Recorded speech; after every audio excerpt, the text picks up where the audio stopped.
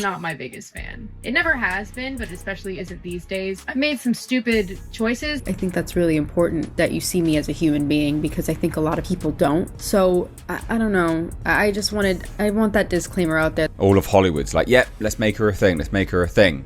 But she's never made a movie that's been successful. But it's also really important to me that I share with you not only the really good, exciting moments, but also like the little blips where I just don't feel great.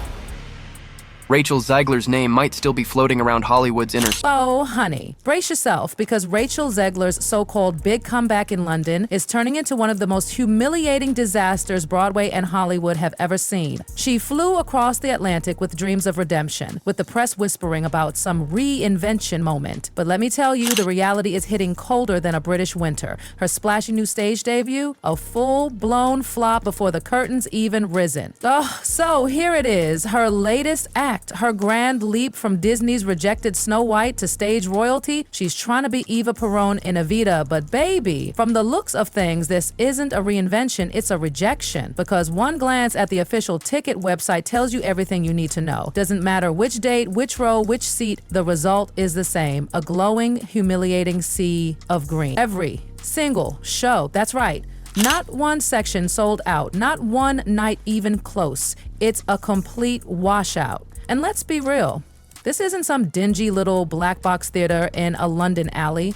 We're talking the London Palladium, a venue with over 2,200 seats, a place where legends perform. Tickets usually vanish in minutes, but Zegler can't even fill a single row. And the gag is, the theater world was watching. Everyone was waiting to see if Rachel could survive the Snow White catastrophe. And from the looks of it, she's crashing and burning again. Rachel Zegler is a no-name actress. She's barely been in anything, actually. If you look at her IMDb, West Side Story was the first one that... it was the first movie she was in, basically. And oh my God, it gets worse. The PR team tried everything. They pulled every glittery, desperate trick out the promo playbook. They plastered her face next to buzzwords like Golden Globe winner, Disney's Snow White, and the Hunger Games. They tried to repackage her image into something irresistible. But did anyone care? Absolutely not. No rush, no fan frenzy, just brutal silence. London's not buying it, and neither are the theater goers. This was supposed to be her next big chapter, her transition from screen to stage, a move many legends before her have done with grace and talent. But Rachel? The box office is telling a very different story. And sweetie, the truth is loud. It sounds like you're one of the only ones there, just like Rachel Zegler, as it turns out, and we part with this video of Rachel Zegler alone in a theater watching herself.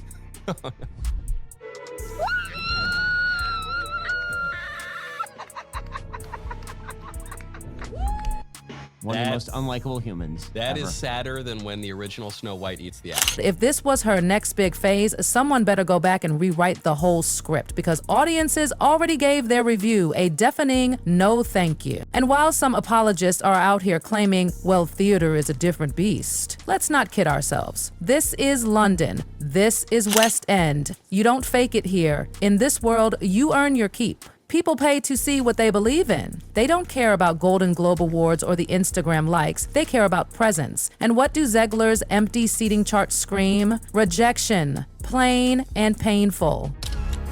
What can be said about this level of narcissism? Here, please, enjoy.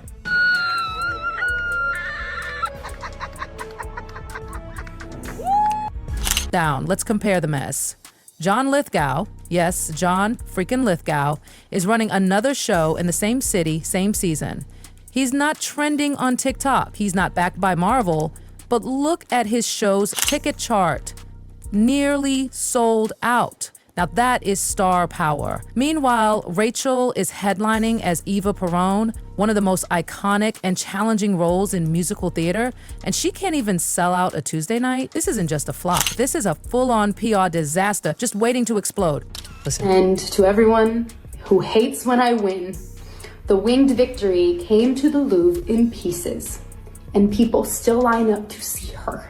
Oh my God. And I can only hope. What does that mean?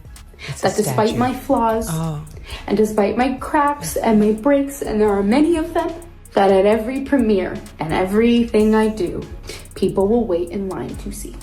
Now let's talk scale, because this is where it gets truly humiliating. Evita isn't some avant-garde piece showing at a downtown pub stage. It's being hosted at the London Palladium. Yes, the Palladium. A place with prestige, history, gravitas. It has housed icons. And now it's housing a marketing experiment gone wrong. Over 2,200 seats, and yet the traffic light booking system on the official site, solid green across the board. That means no bookings, no buzz, no butts in seats. And that's not just bad, it's a drought. And here's where the slap gets louder. Even casual fans of the genre aren't taking the bait. You'd think someone would say, hey, let's check it out. It's the girl from Hunger Games, but crickets. The theater crowd doesn't want her. The film crowd doesn't care. And the mainstream, they've already moved on. It's not even hate anymore. It's indifference. And in showbiz, that's death.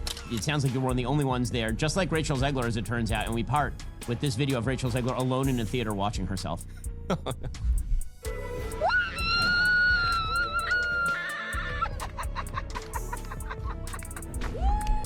One of the most unlikable humans. That ever. is sadder than when the original Snow White eats the apple. Because look, backlash can be survived, ask any Kardashian. But when no one cares, when the audience just ghosts you like a bad Hinge date, that's when careers start rusting. And let's not forget, this isn't her first trip into flop territory. West Side Story, with Spielberg at the helm, couldn't break $80 million, 0 cents. No, don't even get me started.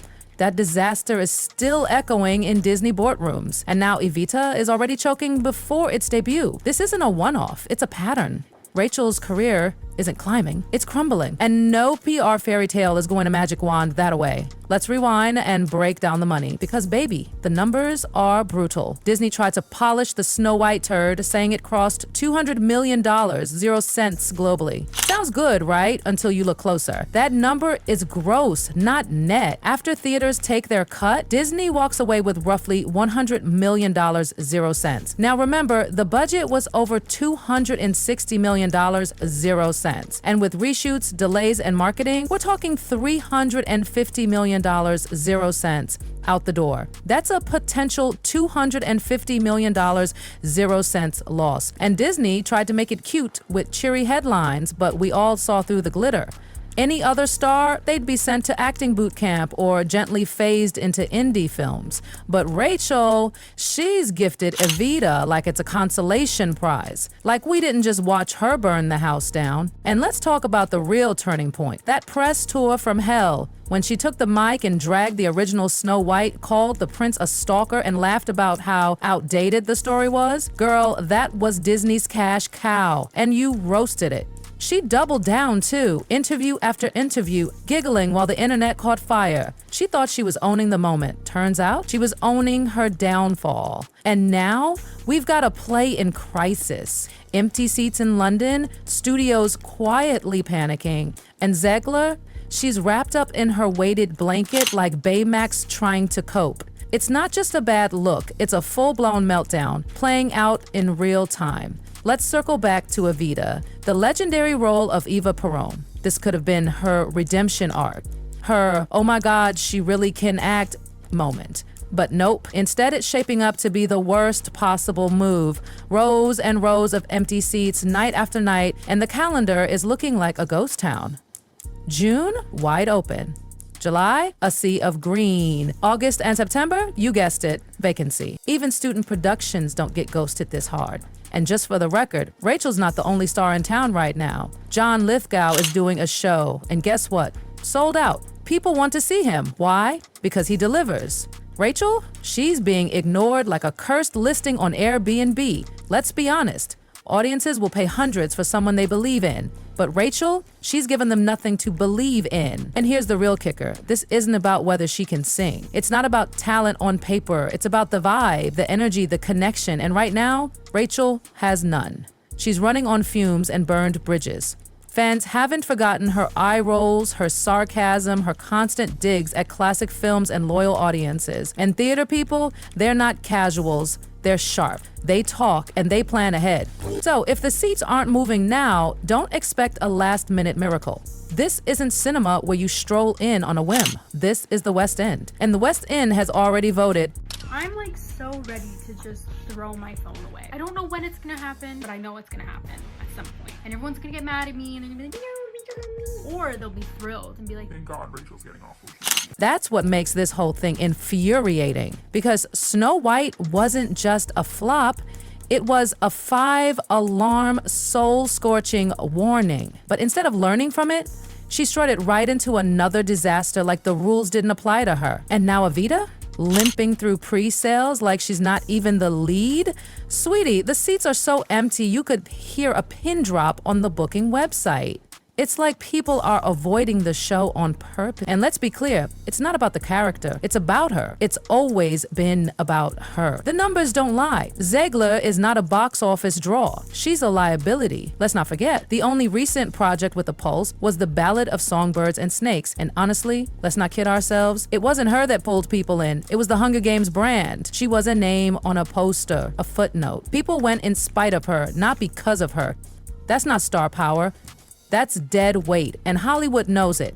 Behind closed doors, the whispers are getting louder. Casting directors are hesitating. Executives are tapping the brakes. Nobody wants to be the next genius who hands her a blockbuster just to get roasted online when it flops. And the idea that she could run to theater and escape all that bad juju? Girl, Evita's seating chart just lit that lie on fire. The whole fantasy gone. In a puff of glitter and bad press. Meanwhile, her PR team is doing everything but lighting a prayer can. They're clinging to this Gen Z misunderstood genius narrative like it's a lifeline. But the numbers, the headlines, the reality, they're all pointing one way, down.